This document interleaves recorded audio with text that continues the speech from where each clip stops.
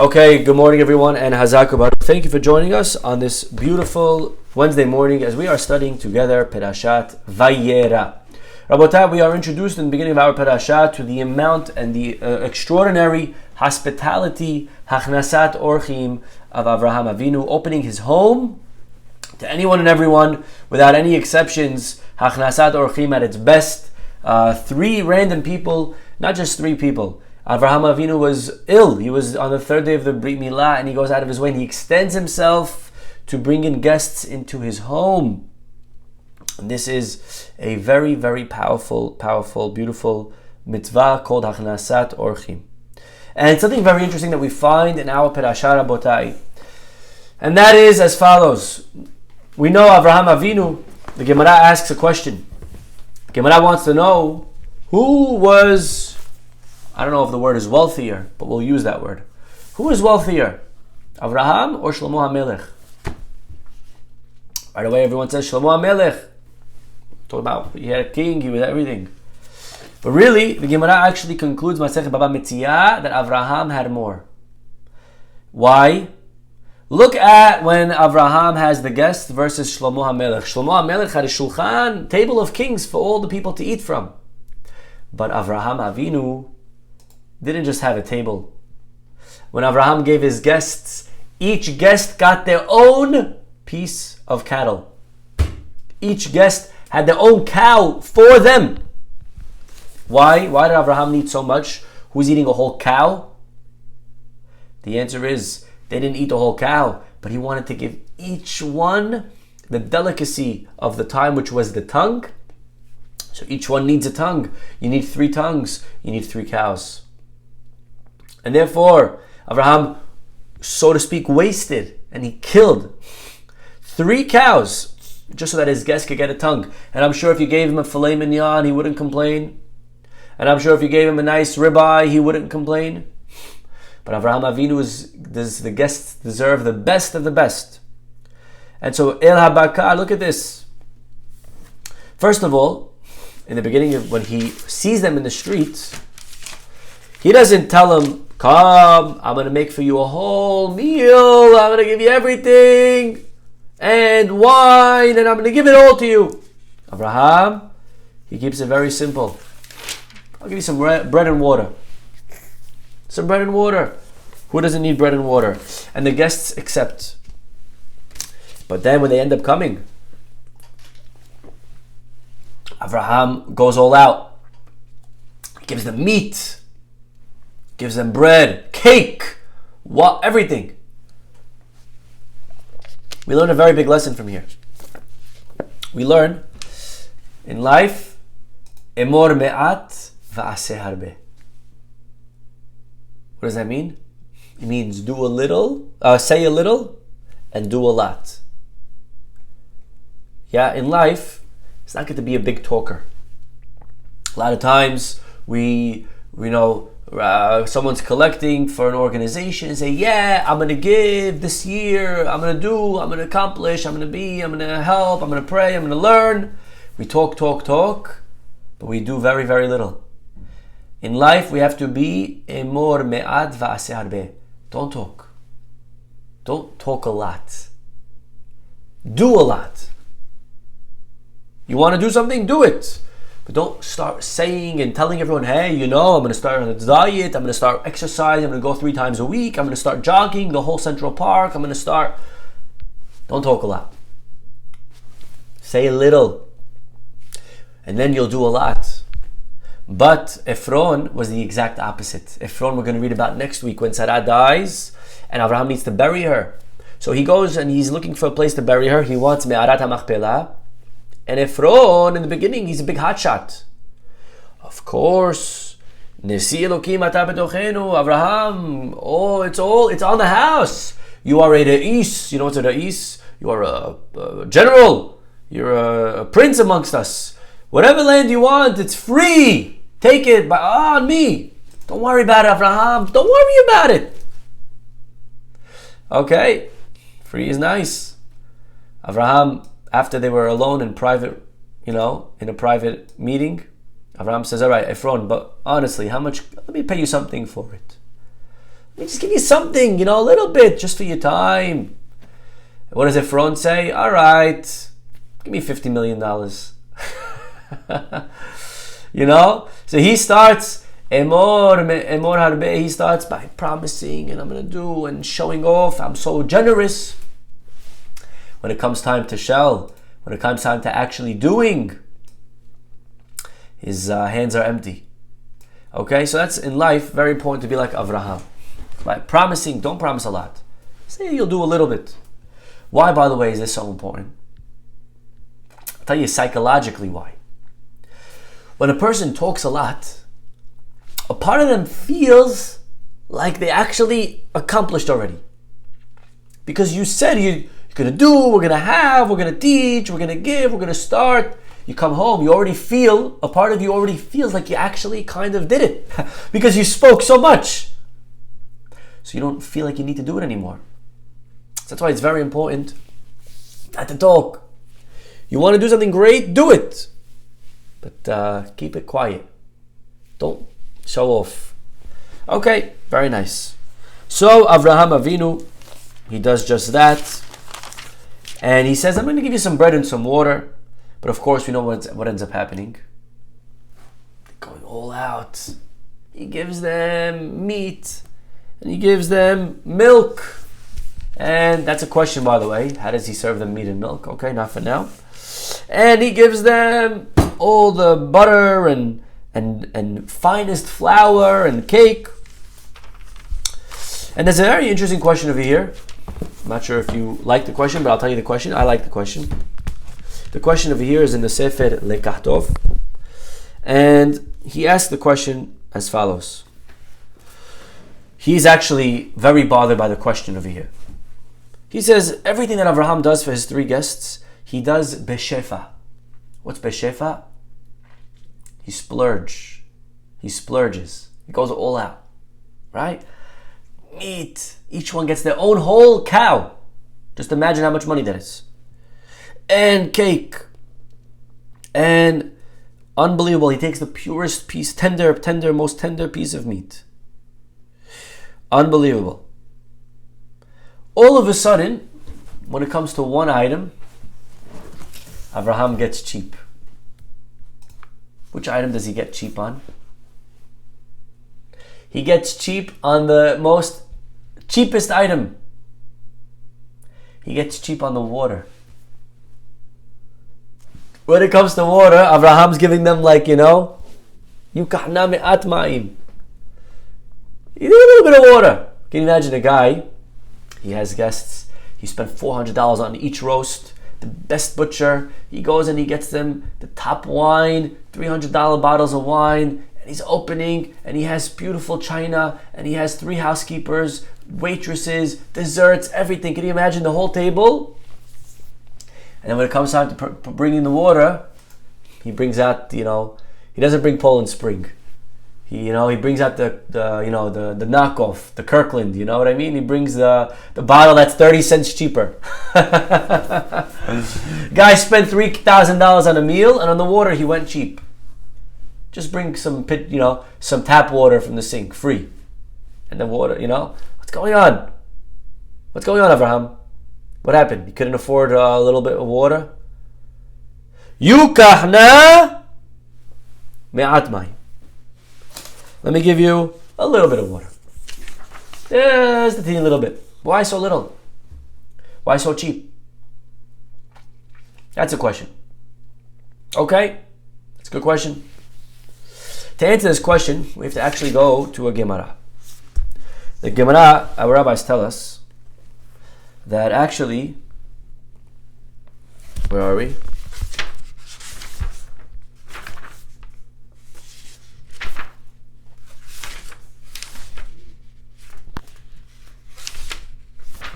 The Gemara tells us, Baba Metzia, page 86, that whatever Avraham did for his guests on this day, on this particular day, HaKadosh Baruch Hu himself did for the Jewish people in the desert for 40 years. The Gemara says, take a look. In the desert we had, for 40 years, 4 daily miracles. Start counting. You ready? What was the first miracle? Every day in the desert, what do we have? We had water. Be'er of Miriam. Every day in the desert we had man, bread. Every day in the desert we had shade, the clouds. And the fourth thing that we had, the Gemara says, we had every day in the desert, people don't know this one, we had meat. Remember when the Jewish people complained, so God sent a quail, and there was so much that they came out of their nose, it says. They were disgusted already from meat. They had so much meat. Right? Like after a 3-day holiday, you can't even look at meat anymore. I need a detox from meat, right? There was so much meat. Miracles every single day. 4 miracles. The Gemara says, not for nothing that we got those 4 miracles, not by accident. We got those 4 because that's the 4 things that Abraham gave his guests. He gave them bread, he gave them water, he gave them meat, and he gave them shade. But says the Gemara, if you pay attention, you'll find something very beautiful. It's not only the what that Abraham does, but also how he do it is important. How does Abraham do it?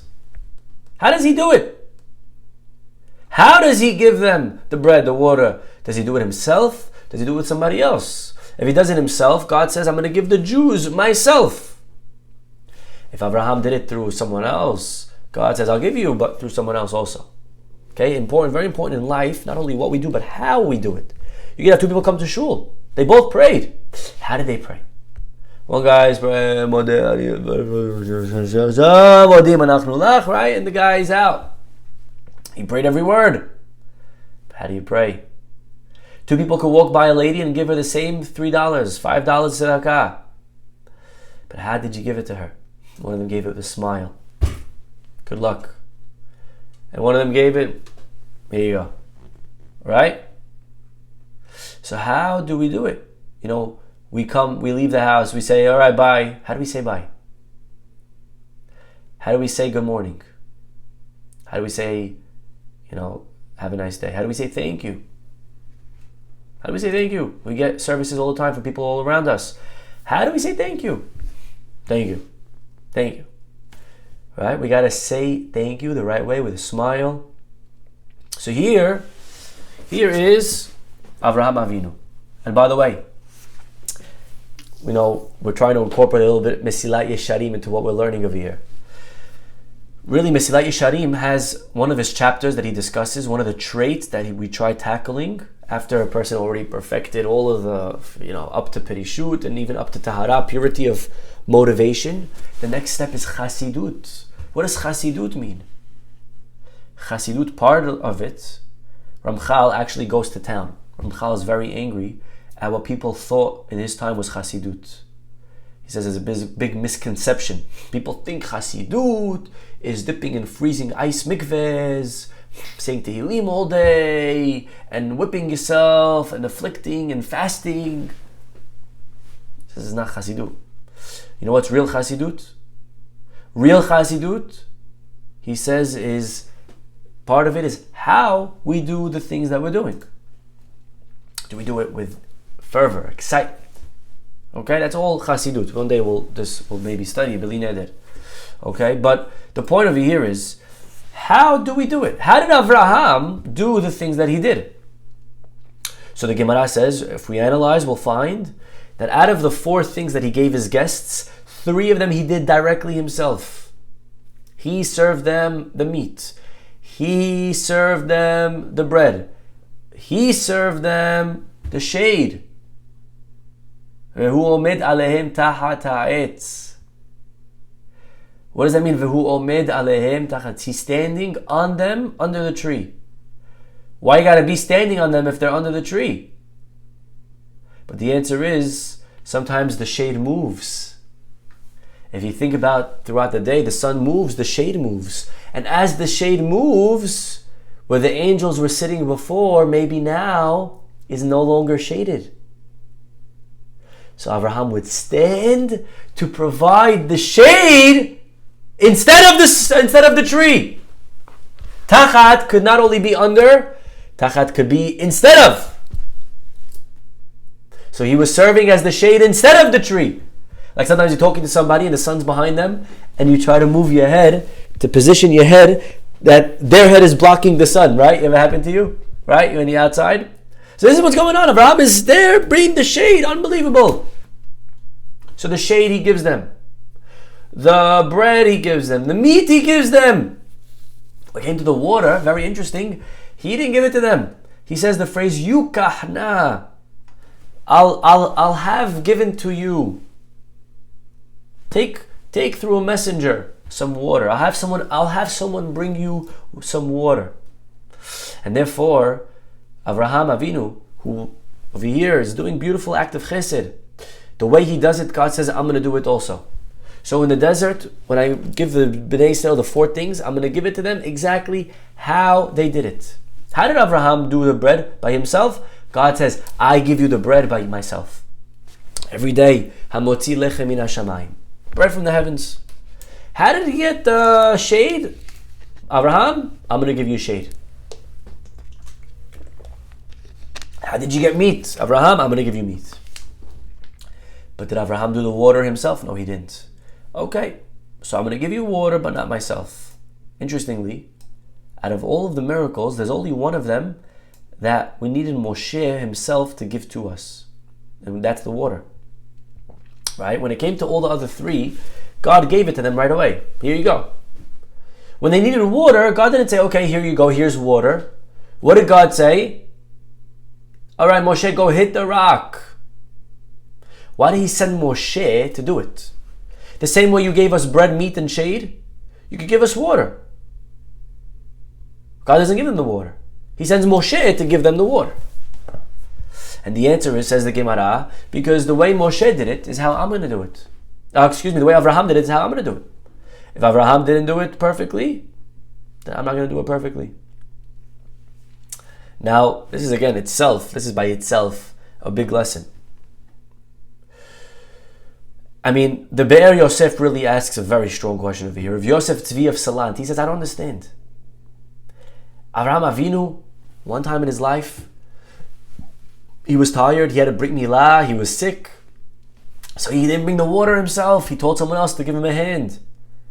You're going to punish the guy for one time that he didn't give the water himself? Hundreds of times Avraham gave the water by himself. Thousands of times he did chesed. Probably he himself gave the water. One day a year, the guy is sick. Hazit, give him a break. Give him a Kit Kat bar. You know what I mean? What do you gotta go to town on the guy? Guy can't have a bad day. Can't have a bad day. He had a bad day. Ber Yosef says a phenomenal answer. He says, no problem. You have a bad day. But you want miracles? You want your kids to have water and bread and meat and shade for 40 years in the desert? You want a miracle? If you want a miracle, if you want God to go above nature, you got to go above nature. God says, I do miracles when you do miracles. When we do miracles down here, God could do miracles up there. Now, oftentimes, we're happy to do mitzvot and chesed and help and pray and learn when it's easy. It gets a little bit difficult. We fold, we're hesitant, I'm not sure, I have places to be, I have something to do. I don't know if I could commit. We have to remember that when it gets hard, that's the best time to commit. When it gets hard, that's when we cash in. That's the money ball. Like in basketball, that's the money ball. That's when we get the most bang for our buck. When we do a mitzvah that's hard, it's difficult, and we find a way to do it, that's when God says, all right, now I can do miracles. You went against nature, I can go against nature. We have to lead the way. And so something very interesting, Ber Yosef says, thousands of times that Avraham did chesed never will amount to giving his grandchildren in the desert one single miracle. Because for Avraham it was, so to speak, second nature. Chesed is nice, but it was easy for him. Says the Be'er Yosef, it's only now, because it was difficult and the Brit Milah, this is the only time that he's going to get rewarded for. This is the only time that matters. We don't care how you did it the other 10,000 times. The other 10,000 times don't give you a miracle. Now that it's difficult, Abraham, you're going to cash in. And therefore, we're going to look at how you did it here. How'd you do it now? What a Be'er Yosef, reminding us how sometimes in life when things get difficult, not to give up, not to despair. That's actually a time to double down, to strengthen ourselves, because that's the time that we could actually receive the most blessing for. Okay? But why am I telling all of this to you? We have to go back to our original question. Our original question was, why, oh why, does Abraham get cheap on the water? And the answer based on what we just said. And it's something that we speak about often in this class. And that is that in life, you cannot be religious at the expense of other people. You want to do something nice, do it. But not at the expense of others. Not if it's going to inconvenience somebody else. Don't be righteous and inconvenience other people along the way. We spoke about this in the past. We've given examples in the past. But we find that example right here, right now, beautifully. Avraham Avinu loved doing things with abundance, with shefa for his guests, all out. Give them tons of meat. Give them tons of shade. Give them tons of bread. However, when it came to the water, who was bringing the water? Was Abraham bringing the water? Abraham wasn't bringing the water. It was his servant. It was the other people bringing the water. When it came to other people bringing the water, Abraham didn't feel comfortable giving them beshefa, giving them a lot of water, when it means that my worker has to work extra hard now. Can you imagine? It's unbelievable. It's crazy how sensitive they are. They're thinking and they're calculating everyone, everything. I would love to give you. I can't give you so much because it wouldn't be fair of me to do chesed over here when I have now someone else that's going to have to be the one to pay for it.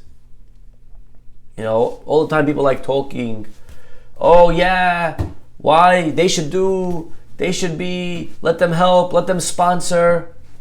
You wanna sponsor all these big things and force other people to pay for it? What are you doing? Don't be big in life on someone else's back. Okay? There's this amazing story over here, just to give you an example. One time, Rav Yisrael Salanta was walking with his good friend Rav Mordechai Meltzer. They went to a small little synagogue, nothing fancy. Small little synagogue in Vilna, just to pray mincha one day. Now the halacha is, I don't know if you're aware of this halacha, but the halacha is that before you pray, you're supposed to wash your hands. You wash your hands the same way you would wash in the morning, but without a beracha. Okay? So they get to shul and they're early, and Rav Mordechai Meltzer starts washing his hands. And then when it was Rav Yisrael Salanta's turn, they was prepared, jugs of water. So when it was Rav Salanta's turn, he washed, but he washed very little. Kind of like, when we would do my macharonim, he washed very little. So Rav Meltzer was very shocked. He said to the rabbi, he says, I don't understand. Do you not wash your hands before prayers? Why'd you go so cheap on the water? And Rav Salanta said, usually I wash like you. I wash all my hands fully each time. But back then they didn't have faucets. He says, it seems to me that the Gabai, the one who was in charge of bringing the water, he brought 6, 7, enough for the amount of prayers of people that are here to pray every day. He calculated every day we have exactly 13 people for mincha. They brought enough for 13 people to wash. They weren't expecting 2 more people. If you and I now wash our hands with an abundance of water, the people that usually come, the regulars, are not going to have. They're going to get angry at the Gabai. They're going to start yelling at him. Why don't you prepare enough water today? What are we paying you for? It wouldn't be fair and it wouldn't be nice of me to have to start doing all of these great things, causing the Gabai to get yelled at. I'm going to start washing my hands to be righteous, but I'm going to cause a Jew to get screamed at, cause a person to get screamed at. Calculate everything. You go to synagogue. Can you imagine going to synagogue? You're going to pray, and you bring food for the class that you're going to deliver. Nice food and everything. But imagine the person says, I don't know, we're going to have to cause the cleaning staff to work a little bit harder. Imagine that sensitivity. Imagine saying, you know what? We want to bring food, that's fine, but we have to clean it up ourselves. It's crazy level. It's a crazy level. You know, the Rabbi Salanta, and this is found by all the Gedolim, by the way. Rabbi Salanta, one time, you got to hear the story. He was invited by one of his Talmidim for Friday night dinner. Rabbi Salanta said to him, you know, I would be happy to come. I don't usually accept invitations, but before I come, I would need you to tell me, how do you conduct your meal Friday night? So the students started saying, oh, Rabbi, my house follows every strict halacha to the book. The meat I buy myself at the best, most religious butcher. The meat is as kosher as it gets without any questions, not in the lungs, nothing. The cook in my kitchen, the one that prepares all the food, is a very religious lady. She's actually a widow of a big rabbi who passed away. She's a daughter of a very, very fine family. Not only that, my wife keeps going in to make sure that the chef is following, not mixing anything. The Friday night meal itself, as we're sitting to eat, kiddush, the food, singing divrei Torah in between each and every single course. Rabbi, we follow halacha, Shulchan Aruch to the T. The rabbi said, listen, I'll accept your invitation on one condition. You have to promise me that you'll cut your meal short by 2 hours. I was like, 2 hours, Rabbi? I'm usually eating for 4. You know what I mean? Okay, if that's the deal, that's the deal. Sure enough, Friday night comes, Rabbi Salanta gets to the house, they do kiddush, and the meal was fast-paced. It was quick. It was going. They did a kiddush. They started speaking. Quickly, bring the next meal. Bring the next dish. Bring the next course, everything. Instead of, they found themselves an hour and a half. Yalla zimun, bechavod. The students doesn't understand this.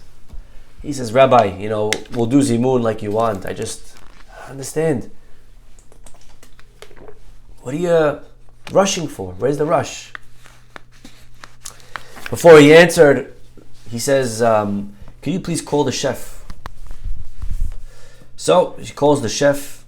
He says to her, listen, you know, ma'am, I want to thank you for the food, and I want to apologize that I made you so tired tonight by rushing you for every course. Usually you have 4 hours to prepare. Now we rushed you. You had to bring the soup and then the fish and then the meal and then the dessert right away. We probably exhausted you. I just want to apologize. And the lady started laughing. She says, exhausted? Rabbi, you should have all the blessings in the world. He said, what do you mean? He says, Rabbi, I'm usually here Friday from the morning preparing till late. They finish 11 o'clock, 4 hours after everyone's done. And I get home, my family's already sleeping, they don't wait up for me. Tonight, I think for the first time, I'm going to be able to get home and actually have a meal with my family. Blessings on your head. You should come every week, Rabbi.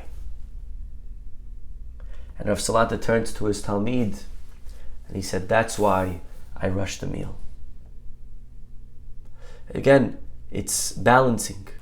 It's being sensitive. It's thinking, you know what, I want to do something great. And you may say, Rabbi, you know, you're paying her for this. They get paid by the hour, and it's true. And maybe if that's the agreement, they get paid per hour. Sometimes they're happy to do it. They're happy to make more money and stay longer. But sometimes we need to think and weigh out, we're doing something that's valuable, but what are we losing on the other side? Who am I inconveniencing on the other hand? Avraham would have loved to give them a lot of water, but I'm not the one that's carrying it from the well. I'm not going to now ask my attendee to schlep heavy water from the well because I want to look religious and give them a lot of water. It's not fair to them. It's not fair to my helpers. Something that I'm doing myself, I could do. But don't be religious. Rav Pam, he gives a great example. He says, people used to go to weddings, ask the parents to babysit. They drop off their young kids at the parents' house.